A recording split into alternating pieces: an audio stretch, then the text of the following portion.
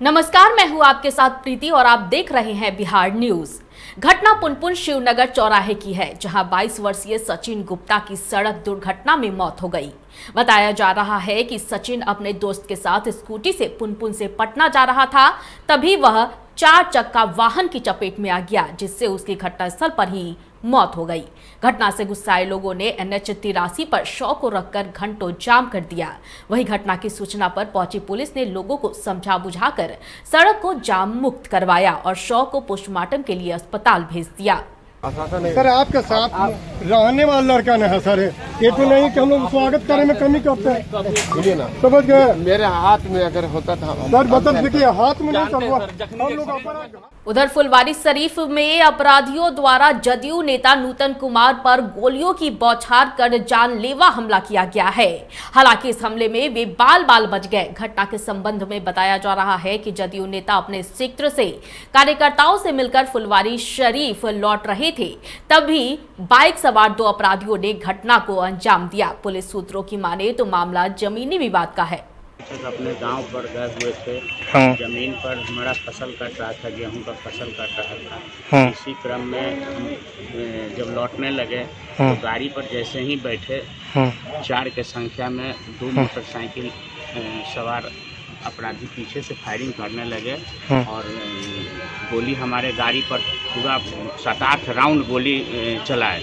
हम किसी तरह मेरा गाड़ी चूँकि स्टार्ट था, हम बैठ के स्टार्ट कर लिए थे और तेज़ी से हम अपना गाड़ी भगाए और खरेद के गोली चलाता रहा हमारे गाड़ी पर। गोली लगा भी है क्या किसी को? किसी पर गोली नहीं लगा है। हम ही गाड़ी चला रहे थे, गाड़ी में हम सिंगल थे और पूरा गाड़ी हमारा छत भी छत। बुखार चक दोपहर चक। जी हाँ। कहाँ से आ रहे थे? ये हम लोग अपने प्लॉट पे थे, अपने ज़मीन पे खेत कट रहा था हम लोग का, वो वहीं पे हम लोग गोली। कितना गोली मारा है? ये करीब 8-10 राउंड गोली चला है। गाड़ी खुद चला रहे थे? हाँ, वो खुद ही चला रहे थे। चला क्या रहा था, अभी बैठा, मैंने प्लॉट पर से चल के गाड़ी पे बैठे किए थे। जमीन संबंधित विवाद चला रहा है।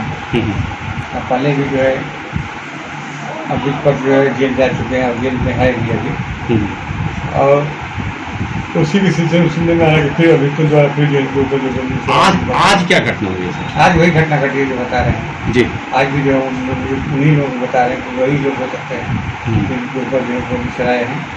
बोले वही उनका शीशा सब फूट गया है, ये इंजर्ड नहीं है। पुनपुन निवासी समाजसेवी अजय कुमार सिंह ने बिहार में होने जा रहे जातीय जनगणना के बारे में कहा है कि बिहार जैसे गरीब राज्य में करीब 500 करोड़ रुपए खर्च कर जातीय जनगणना कराना उचित नहीं है। उन्होंने कहा कि जातीय जनगणना से ज्यादा जरूरी है शिक्षा, स्वास्थ्य और बेरोजगारी दूर करना। हमें लगता है कि जातीय जनगणना क्यों कराया जा रहा है, जातीय जनगणना से क्या फायदा होने वाला है बिहार की जनता को। जातीय जनगणना में 500 करोड़ रुपए का जो खर्च होगा, उन पैसों का अगर जनता के बीच कोई काम किया जाता तो जनता को कुछ फायदा पहुंचता। ये जातीय जनगणना आखिर समझ में नहीं आता है क्यों करा रहे हैं। जातीय जनगणना से क्या नौकरी मिलने वाली है? जातीय जनगणना से क्या अपराध रुकने वाला है? जातीय जनगणना से क्या रोजगार मिलने वाला है? जातीय जनगणना से क्या चिकित्सालय बनने वाला है?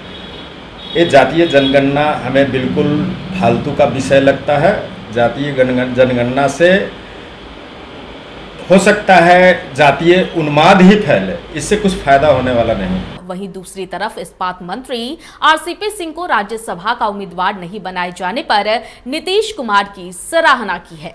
मैं मुख्यमंत्री का इस फैसले का बहुत ही प्रशंसा करना चाहता हूँ, उनको धन्यवाद करना चाहता हूँ कि आखिर उन्होंने जो गलती की थी, RCP सिंह को जो एक नौकरशाह थे, उनको नेता बनाने के लिए जो उन्होंने इतना मंत्री पद दिला दिया और एक तरह से बिहार की जो पूंजी थी उनके हाथों में डाल दिया था।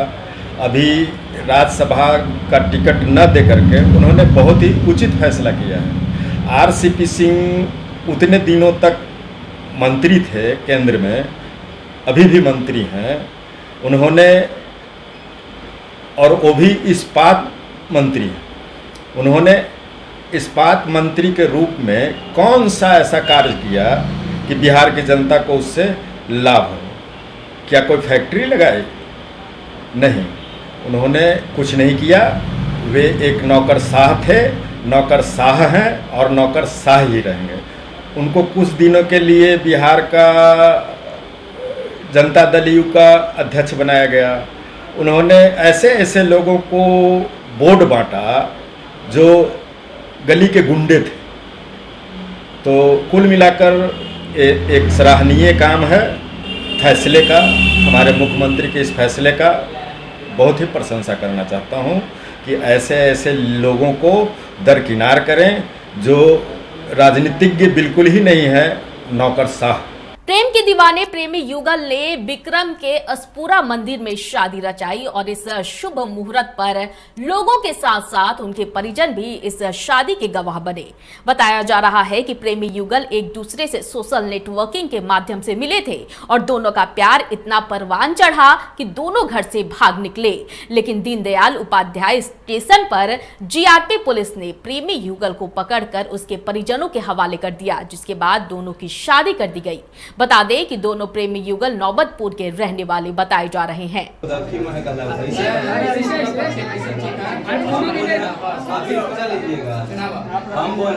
अपने मन से सिंदूर दे दिए, आप ऐसे दक्षिण में माला पहनवा रहे हैं, हम कर लेंगे बखरा ऐसे एक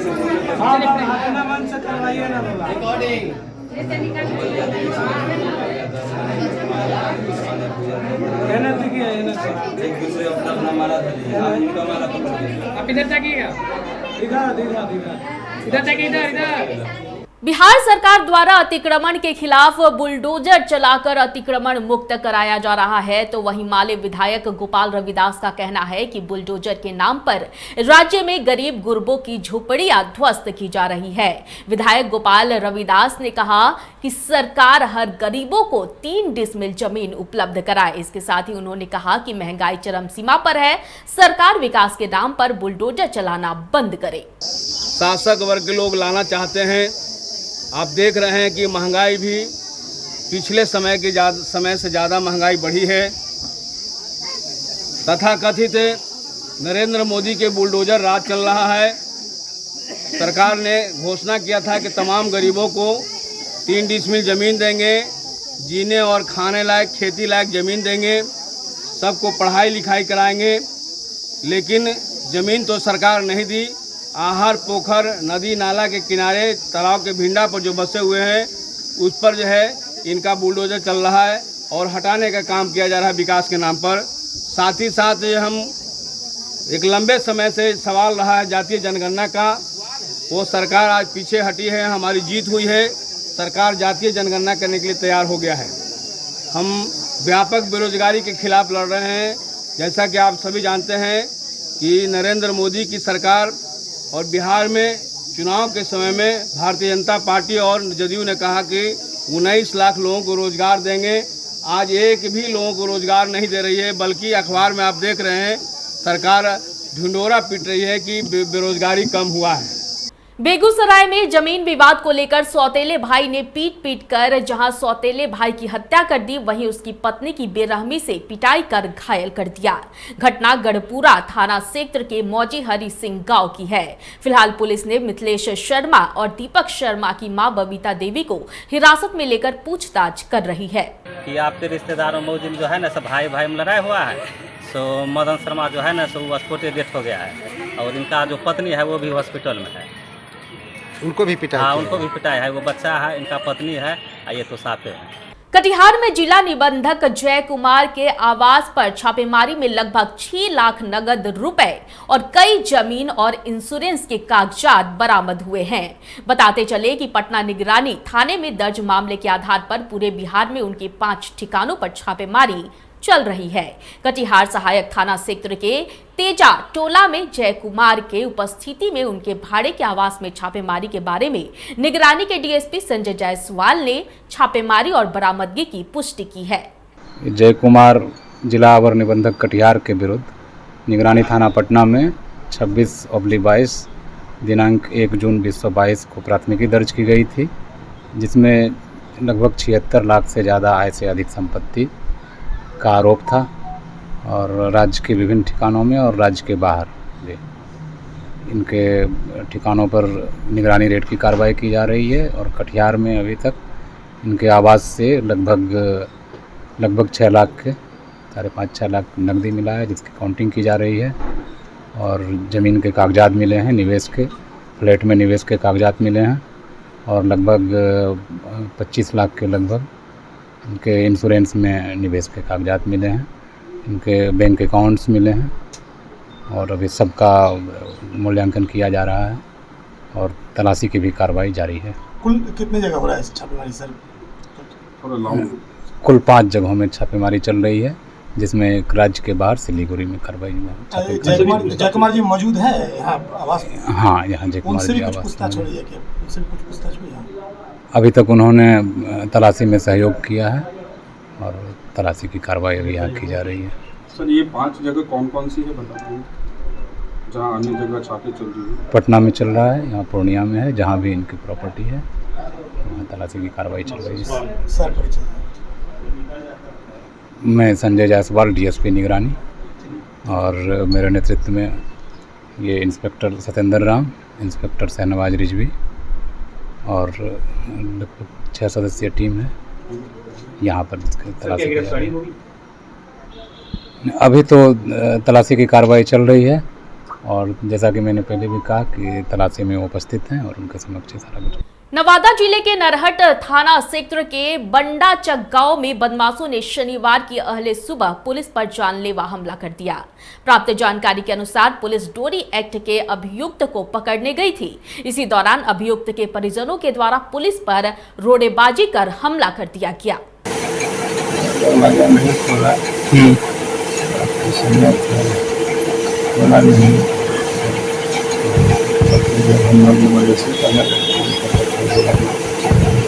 अरवल जिले के कुर्था प्रखंड कृषि केंद्र में बीते दिनों मिलावटी धान के बिचड़े को लेकर किसानों ने जमकर हंगामा किया। हालांकि कई अधिकारियों के समक्ष किसानों ने कहा कि हम लोगों के बीच वितरण करने वाले धान में काफी मिलावट किए गए हैं, जिसकी वजह से हम लोगों के खेतों में बेहतर पैदावार के अलावे उपज दर भी कम होने की आशंका जताई जा रही है। किसानों के हंगामे की सूचना पाते ही पटना से बीज पदाधिकारी रुचि कुमारी के साथ एक और अधिकारी कुर्था प्रखंड कृषि कार्यालय पहुंचकर किसानों के धान के संबंध में लगाए जा रहे आरोपों की विस्तार पूर्वक जांच की। इस दौरान उन्होंने पाया कि धान की गुणवत्ता में और सुधार करने की आवश्यकता है।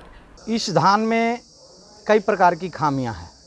सबसे पहले MT 7029 का सील पैक जब पदाधिकारी और किसानों के सामने खोला गया सैंपल जांच के लिए, तो इसमें सूंड वाला धान, जिसे किसान सिरहट्टी के नाम से जानता है, इसमें 2 प्रजातियां पाया गया, एक सूंड वाला ब्लैक धान और एक बिना सूंड वाला ब्लैक धान।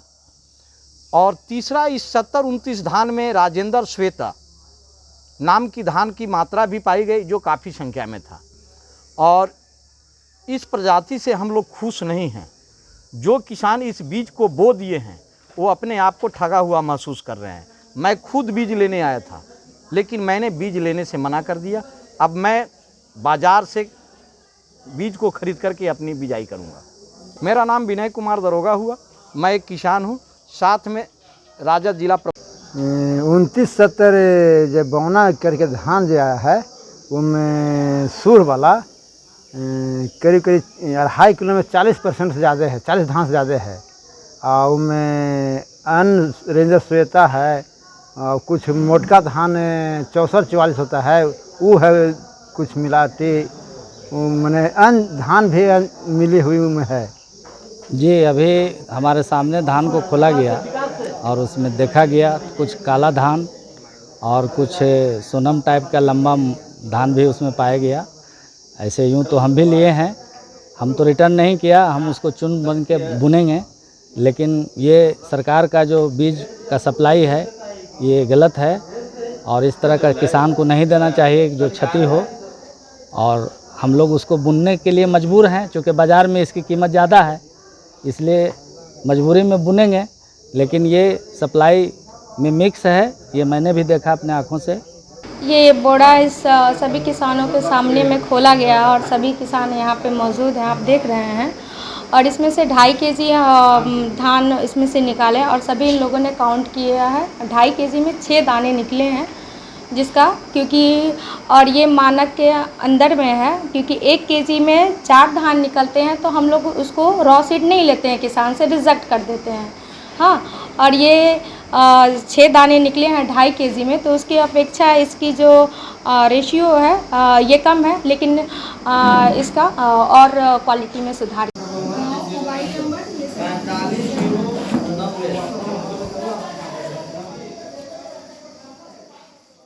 इस वक्त की बुलेटिन में फिलहाल इतना ही। मुझे दीजिए इजाजत, लेकिन देखते रहिए बिहार न्यूज़। नमस्कार।